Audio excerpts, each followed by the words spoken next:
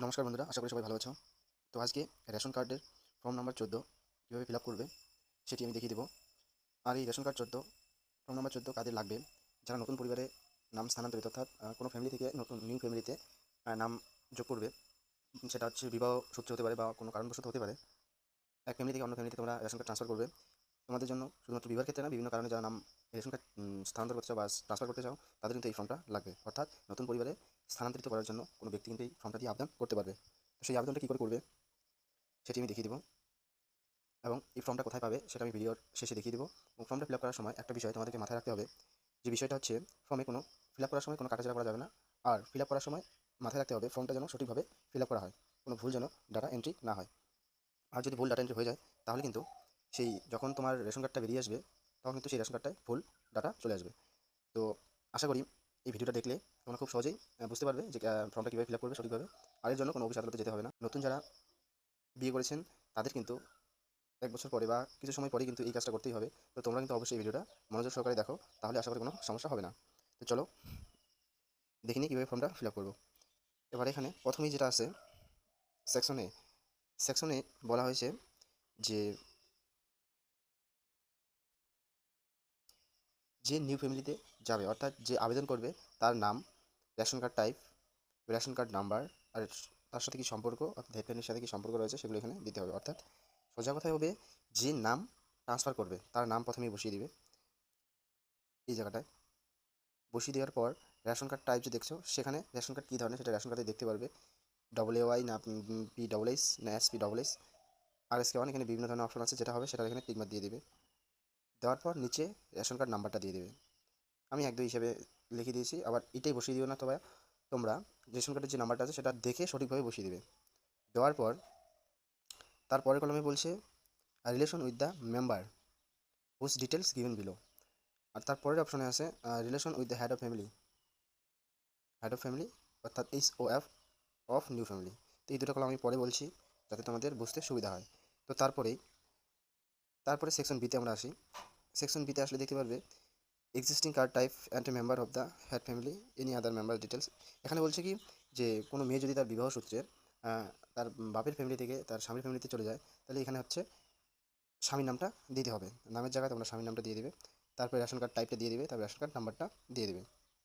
দেওয়ার পর এবার আসি উপরে যে দুটো কলম ফাঁকা ছিল সেই কলম দুটোতে। তো এখানে আসলে দেখতে পাবে relation with the member whose given, অর্থাৎ নিচে যে নামটা দেওয়া হলো, অর্থাৎ যদি স্বামী হয়, আমি স্বামী হিসেবে স্বামী স্ত্রীর যে সম্পর্কটা সেটা বুঝিয়ে দিচ্ছি, তোমরা সেই মতো বুঝিয়ে নেবে। তো এখানে হবে ওয়াইফ অ্যান্ড হাজব্যান্ড, এখানে নিচে অর্থাৎ হোস্ট ডিটেলস গিভেন বিলো, নিচে যে ডিটেলসটা দেওয়া হলো তার সাথে যে নাম পরিবর্তন করবে তার সম্পর্ক কী। তো তাহলে কী হয়, স্বামী স্ত্রী হয় তারা। তো আমি ওয়াইফ অ্যান্ড হাজব্যান্ড দিয়েছি, তোমরা এখানে শুধুমাত্র ওয়াইফ দিতে পারো, কোনো সমস্যা নেই।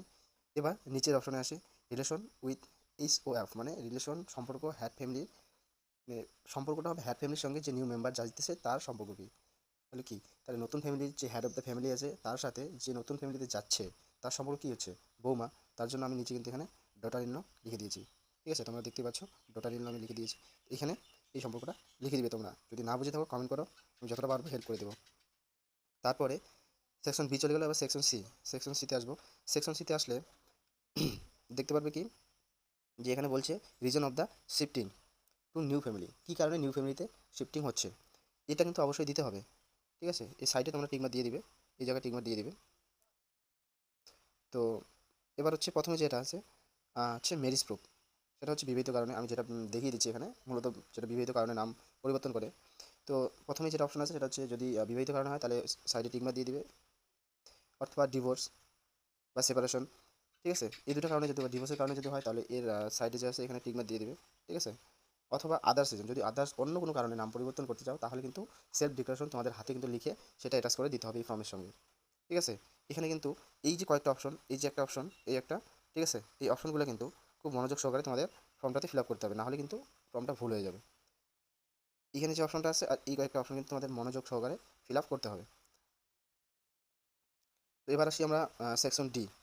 সেকশন ডিতে বলছে এখানে হচ্ছে কন্ট্যাক্ট ডিটেলস, তোমাদের প্রাইমারি যদি নাম্বার, একটা ফোন নাম্বার দিয়ে দিবে, ফোন নাম্বার এখানে দিয়ে দিবে। তারপরে যদি তোমাদের সেকেন্ডারি কোনো নাম্বার থাকে সেটা দিয়ে দেবে, হোয়াটসঅ্যাপ নাম্বার থাকলে অন্য কোনো যদি নাম্বার থাকে দিয়ে দেবে, আর যদি একই নাম্বার থাকে তাহলে কোনো কিছু দেওয়ার দরকার নেই, এক নাম্বার দিয়ে দেবে প্রথমেই, তাহলেই হয়ে যাবে।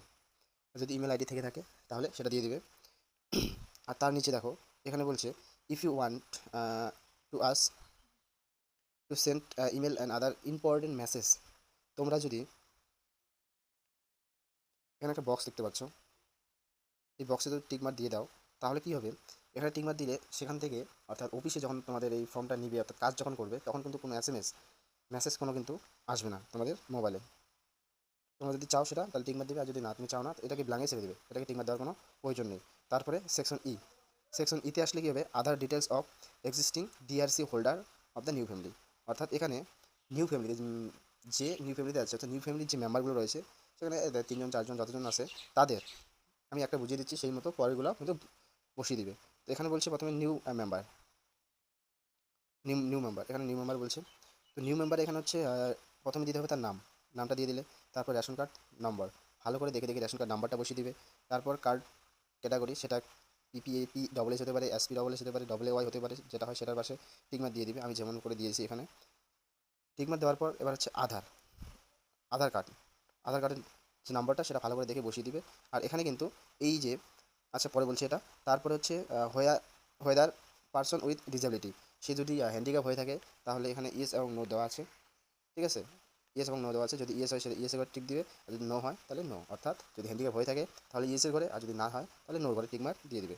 সেম একইভাবে নিউ ফ্যামিলি 2 অর্থাৎ সেকেন্ড যে ফ্যামিলি মেম্বার আছে তার ডিটেলস সেম একইভাবে পূরণ করতে হবে, ফিল আপ করে নেবে। তারপর এই ফর্মটাতে দুটো ফর্ম থাকবে। তো তারপর হচ্ছে নিউ মেম্বার 3 অর্থাৎ 4জন পর্যন্ত এখানে অ্যাড করতে হবে, এবং 4জন যদি বেশি থাকে ঠিক আছে তাহলে তোমাদের আরেকটা ফর্ম নিয়ে সেখানে অ্যাটাচ করে দিতে পারবে, অর্থাৎ 4জন দিলে হয়ে যাবে, বেশি দিতে হবে না, 4জন এখানে দিয়ে দেবে। যদি 4জনের বেশি থাকে তো 4জনের নাম সেমভাবে এখানে কিন্তু দিয়ে দেবে, প্রথমটাতে আমি যেমন করে দেখিয়ে দিলাম ঠিক এমনভাবে নাম, রিলেশন, রেশন কার্ড টাইপ সেটা দিয়ে দেবে। দেওয়ার পর আর নতুন ফ্যামিলি যাদের নাম এখানে নথিভুক্ত করবেন তাদের কিন্তু আধার কার্ডের জেরক্স আর রেশন কার্ডের জেরক্স কিন্তু অবশ্যই দিতে হবে সঙ্গে। রেশন কার্ড না দিলেও চলবে, কিন্তু আধার কার্ডের যে জেরক্স সেটা কিন্তু অবশ্যই দিতে হবে। তারপর আছে সেকশন এফে এখানে নতুন ফ্যামিলির কোনো কিছু দিতে হবে না, এখন যে নাম স্থানান্তরিত করবে তার যে ঠিকানা, তার ডিস্ট্রিক্ট দিয়ে দিবে, তার সাব ডিভিশন দিয়ে দিবে, তার ব্লক এখানে লিখে দিয়ে দিবে, তারপর গ্রাম পঞ্চায়েত লিখে দিয়ে দিবে, ঠিক আছে, তার ভিলেজ দিয়ে দিবে, পোস্ট অফিস দিয়ে দিবে, পুলিশ স্টেশনও দিয়ে দেবে। দেওয়ার পর এখানে আছে পিনটা কিন্তু দিতেই হবে মাস্ট। দেওয়ার পর এখানে একটা চেকবুক তোমরা দেখতে পাবে, চেকবুকে টিকমার্ক দিয়ে দিবে, দেওয়ার পর এখানে সিগনেচার করে দিবে। সিগনেচার করে দিলে কিন্তু মূলত তোমাদের কাজ কমপ্লিট। আমি বারবার বলছি ফর্মটা কিন্তু অবশ্যই ভালো করে ফিল আপ করবে, নাহলে ভুল হয়ে যাবে, অনেক সমস্যায় পড়বে। তো তারপর এই ফর্ম ফিল আপ হয়ে গেল, এবং যাদের নিউ মেম্বার যারা আছে তাদের কিন্তু আধার কার্ড অবশ্যই লাগবে। এবার এই ফর্মের সঙ্গে কী কী জেরক্স কপি লাগবে ঠিক আছে সেটা আমি দেখিয়ে দিচ্ছি। এখানে যদি ম্যারেজের অর্থাৎ যে কারণে এই নাম স্থানান্তরিত সেটা কিন্তু অবশ্যই লাগবে, যদি ম্যারেজ হয় তাহলে ম্যারেজ সার্টিফিকেট দিতে হবে, আর যদি ডিভোর্স হয় তাহলে ডিভোর্সের যে কাগজপত্র হয় সেগুলো কিন্তু এখানে দিতে হবে, জেরক্স করে অ্যাটাচ করে দিতে হবে। আর যদি অন্য কোনো কারণে হয় সেটা ডিক্লারেশনটা কিন্তু অবশ্যই অ্যাটাচ করে দিতে হবে, তো জেরক্স কপি এর সঙ্গে দিতে হবে। আর 3 নম্বর হচ্ছে আধার কার্ড কপি, যার নতুন যে ফ্যামিলি যেটা বললাম তার কিন্তু আধার কার্ড দিতে হবে। আর হচ্ছে যে ক্যান্ডিডেট তারও কিন্তু আধার কার্ড এখানে দিতে হবে, তার রেশন কার্ড এখানে দিতে হবে, ঠিক আছে, রেশন কার্ড আধার কার্ড দিতে হবে, এবং সে যদি ম্যারেজের কারণে সেই ম্যারেজ সার্টিফিকেটটা এখানে দিতে হবে। আর যাদের নাম বললাম আগে যে অ্যাড করালে তাদের কিন্তু রেশন কার্ড ও আধার কার্ডটা দিতে হবে। আর যদি সে 5 বছরের কোনো ক্যান্ডিডেট বা কোনো মেম্বার হয়ে থাকে নিউ ফ্যামিলিতে তার কিন্তু আধার কার্ড ম্যান্ডেটরি না, যদি থাকে দেবে, আর যদি না থাকে তাহলে শুধুমাত্র বার্থ সার্টিফিকেটটা জেরক্স করে দিয়ে দেবে।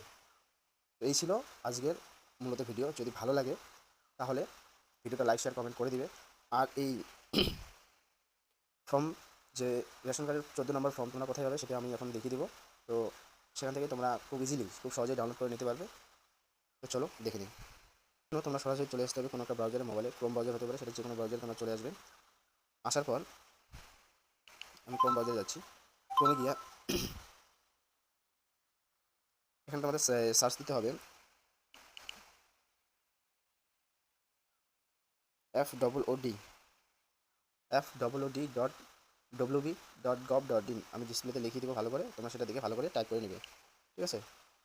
দেওয়ার পর ঠিক এরকম একটা ইন্টারফেস আমাদের সামনে চলে আসবে, তোমরা সরাসরি নিচে চলে যাবে, এবং নিচে চলে আসলে তোমরা এখানে দেখতে পারবে যে ডাউনলোড অ্যাপ্লিকেশন ফর্ম নামে যে অপশনটা সেখানে কিন্তু ক্লিক করতে হবে, অর্থাৎ ট্যাপ দেবে, দিলেই কিন্তু নিচে দেখতে পারবে ফর্ম নাম্বার 14, এখানে ফর্ম নাম্বার 14 দেখছো, সেই ফর্ম নাম্বার 14 সাইডে এখানে ডাউনলোড বলে একটা অপশন পাবে, সেখানে তোমরা ক্লিক করে দিলেই কিন্তু ফর্মটা ডাউনলোড হয়ে যাবে।